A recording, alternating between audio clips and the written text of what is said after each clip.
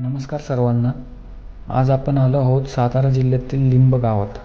पुणे सातारा महामार्गावरील सातारा शहरापासून 10 किलोमीटर अलीकडेच असलेल्या या लिंब गावात सुमारे 300 वर्षात जुनी 12 मोटीची विहीर, साधारण इसवी सनाच्या 1719 ते 1724 दरम्यान शाहू महाराजांच्या पत्नी विरुबाई यांनी या दगडी जलवास्तू बांधण्याचे आदेश दिले होते.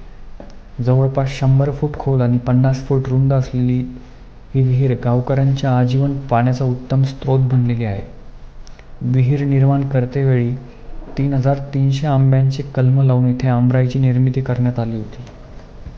पेशव्यांच्या तसेच शाहू महाराजांच्या अनेक खाजगी बैठका आणि निवांत क्षणांची साक्ष देणारी ही जलवास्तू इथे प्रसिद्ध झालेली आहे. याला आज अनेक पर्यटक भेट देतात. तिच्या भिंतीवर कोरलेले व्याल आणि शरभ शिल्पांमुळे ही शिल्पांनी समृद्ध देखील झालेली आहे. हे व्याल आणि शरभ म्हणजे वाघाचे तोंड आणि सिंहाचे शरीर किंवा बलाढ्य एक प्राणी जो अजेय आहे त्याची प्रतिकृती. हे शिल्प राज्याची समृद्धी आणि पराक्रमाचे प्रतीक ठरतात.